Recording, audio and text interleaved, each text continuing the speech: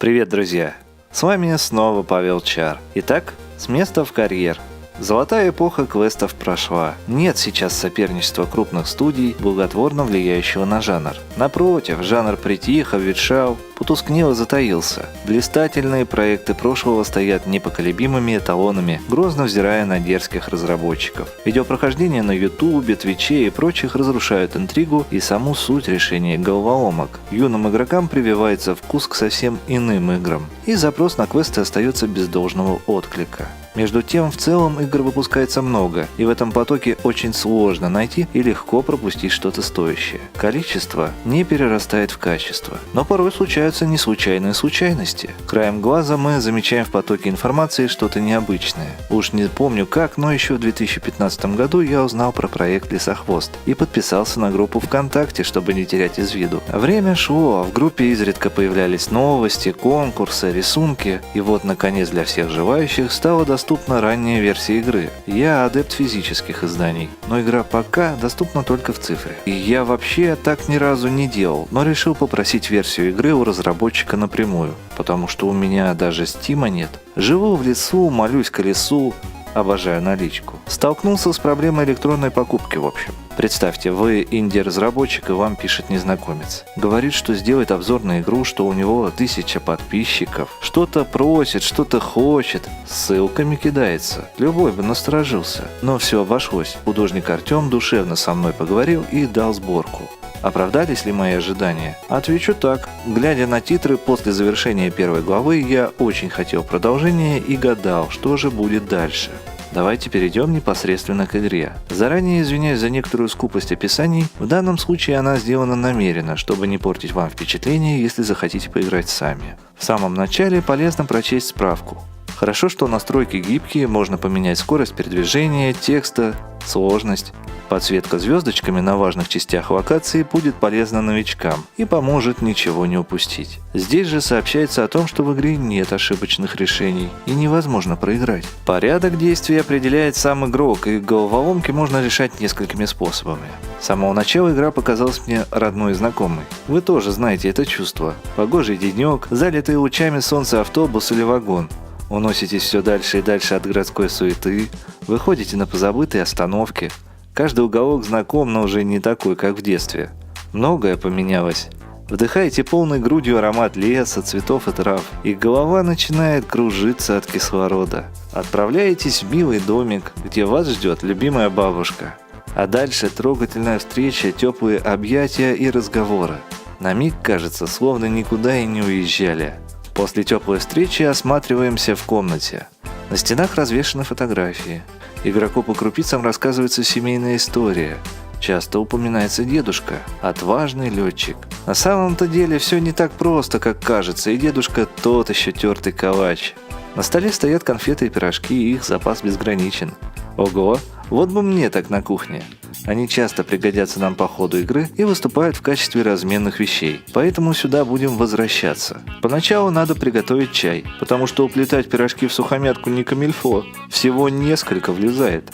В серванте помимо пустой чайной банки замечаем пузырек с лекарством на донышке и книги. Книги в этой игре станут важной составляющей и будут давать дополнительные сведения и подсказки, а также расскажут про игровую вселенную. Итак, надо сходить к другу семьи Корсаку, потому что чай кончился. Корсак травник и выдаст нам какой-нибудь сбор. Я начал исследовать игру. Забрел в мастерскую и обнаружил дедушкин дневник. Из дневника узнаем, что он искал нечто важное вместе с Корсаком, но часть страниц отсутствует. Наша лисичка решает продолжить дневник и начинает делать свои заметки. Они помогут игроку освежить память, и их попросту интересно читать. Очень уж не хотелось нашей героине идти к вредному травнику. Поэтому она успела по пути утопить ведро в колодце, наелась малины и нашла домик на дереве, где проводила много времени в детстве. Говоря о загадках, по большей части они логичны. Например, Корсак не хотел открывать дверь, поэтому Лия решила в прямом смысле выкурить его. Сначала я хотел закрыть трубу банкой, но она оказалась маловата. Вскоре поход за чаем оборачивается поиском лекарств для бабушки. Я мало играл в квесты, но лишь 2 загадки вызвали затруднения. Вредный кот мешал продвинуться по сюжету, а рыбку я из-за разгильдяйства упустил. Я угрожал коту ножом, пробовал накрыть его лопухом, потому что видел такую картинку в книге. Пытался стекляшкой пускать солнечные зайчики. Код съел у меня очень много времени. Великое искушение поддаться слабости и подсмотреть решение.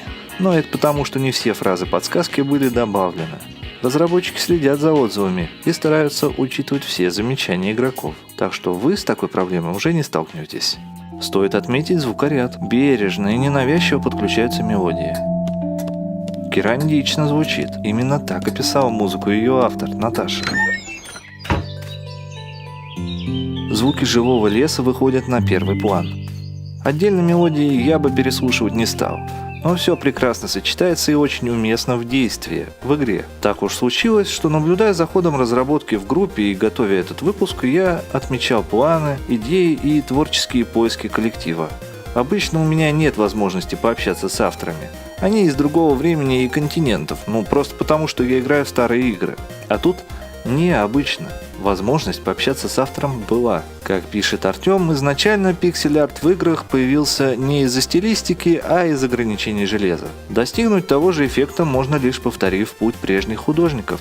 Создать графику под низкое разрешение и передать в ней максимум эмоций, максимум смысла.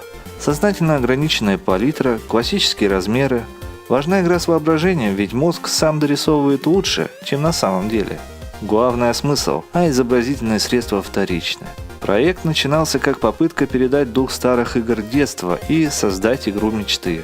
Хотелось найти единомышленников, верящих в волшебство, сказку и добро. Сохранить и приумножить уют и атмосферу, витающую в теплой компании. По большому счету, так уже не делает никто. Никому не интересно создавать что-то вместе, никто не хочет общаться по душам. А Fox Tale – это маленькая сказка. Думаю, очень правильный и редкий подход в наше время. Игре удается вдохновлять.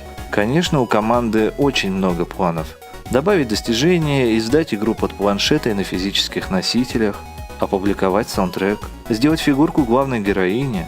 Но планы планами. Важнее всего доделать игру. Очень хорошо, что разработчики понимают это и не тратят силы понапрасну. Сложно сказать, удастся ли создателям игры выдержать заданную ими же высокую планку. Очень на то надеюсь и буду ждать выхода полной версии. Даже сейчас у меня странное чувство. Словно очень долго я сидел в душном и жарком мегаполисе и вдруг вырвался на природу, где кислород пьянит. Может быть, этим объясняется стиль повествования в этом ролике? Наверное, игра стала для меня как раз таким глотком свежего воздуха и немного вскружила голову. Это одна из немногих игр, которую я без оговорок рекомендую всем. Ее можно дать детям, а лучше проходить совместно, всей семьей. Чуть погодя будет интервью с разработчиком. Но давайте-ка сделаем небольшое отступление, в котором я изложу некоторые мысли. Может показаться немного занудным, но я считаю важным это сказать. Я хочу немного рассказать о творцах прежних, чтобы понимать творцов нынешних. Порой все причудливо переплетается. Давайте немного вспомним историю за 5 класс. Давайте. Наверняка первый урок истории был про археологов и раскопки и задержался у вас в памяти. Учитель тогда говорил про значимые находки. Что-нибудь про фигурку человека-льва из бивня мамонта, найденную в 30-х годах прошлого века в Германии. Отмечал, что ей 40 тысяч лет, но даже древнего человека отличал от животных умение мыслить. А потом учитель делал оговорку, что все равно человек шел рука об руку с природой и животным миром. И это очень важная мысль про соседство человека и животных. Мы ее подхватим и разовьем. Забавная история животных издавна бытовали в народе и были близки обычным людям. Таковы мы можем увидеть как звериное в человеке, так и очеловечивать зверя. Это помогает нам обучаться и познавать себя и природу. Среди письменных источников непременно вспомним роман о лисе, записанный французскими монахами в XII веке, пересказываемый, перерабатываемый, прошедший через Гёте. Записан-то в XII веке, а где теряются его корни? Так, ладно, давайте отмотаем поближе, в конец XIX – начало XX века. Вспомним издательство «Тропинка», получившее золотую медаль Петербургской выставки. Редактором детского журнала «Тропинка» была Алексеевна Соловьева, поэтесса, переводчица и художница, дочь историка и сестра философа. Ее перу принадлежит первый перевод романа о лисе, вышедший в 1910 году. Вспомним гения, первопроходца кукольной анимации Владислава Старевича, человека с ангельским терпением, выполняющим адский труд. Для каждой куклы он лично изготовил в среднем 150 масок с различными гримасами. У кукол была потрясающая мимика. Это его работами восхищался Дисней. Это он выпустил первый в мире полнометражный кукольный мультфильм. Верно, все тот же роман о Лисе. Le vrai héros de notre histoire. Regardez, le voici, c'est lui. C'est lui le renard terrible et malin, le renard toujours à l'affût. Ses innombrables ruses faisaient chaque jour le désespoir de tous les animaux, ses frères. Quand on parle du renard, hop, on en voit la queue. Ну, одного без другого бы не было, понимаете? И к чему эта ремарка, спросите вы? Почему именно лисы? Отвечаю. В образе лиса достаточно места для пороков и достоинств. Этот образ их проявляет, делает ярче. Поэтому лисы прочно вошли в сказки, а потом и другие произведения.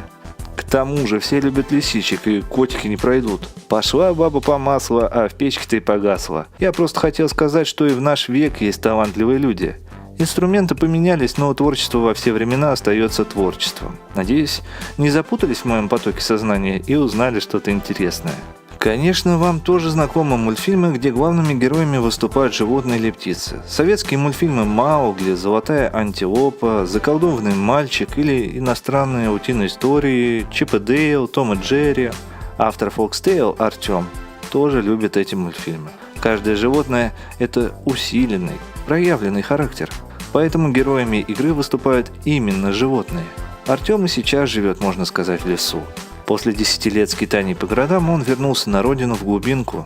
Что ж, ему слово. Рисую я с раннего детства, я вообще не помню себя не рисующего. У меня художественное образование. После учебы больше 10 лет проработал дизайнером, но в какой-то момент очень сильно это все надоело и решил менять сферу деятельности. Размышлений по поводу, чем заниматься, не было. Я всегда хотел делать игры. Когда только начинал делать игру, разговора о пиксель-арте еще не было. Я пробовал много разных стилей. Больше года я только выбирал стилистику для игры. Но когда попробовал пиксель-арт, понял, вот это оно то, что нужно. Теперь над лесохвостом я работаю все время, да. Очень хочется поскорее выпустить проект. Мое рабочее место — это любая плоская поверхность. Достаточно большая для макбука и графического планшета. Очень люблю работать под саундтреки с Керандии, первой, и звукозаписи Дэна Гибсона. Ну и саундтрек из древних свитков, конечно. Локации часто рождаются из условий квеста. У нас есть сюжет.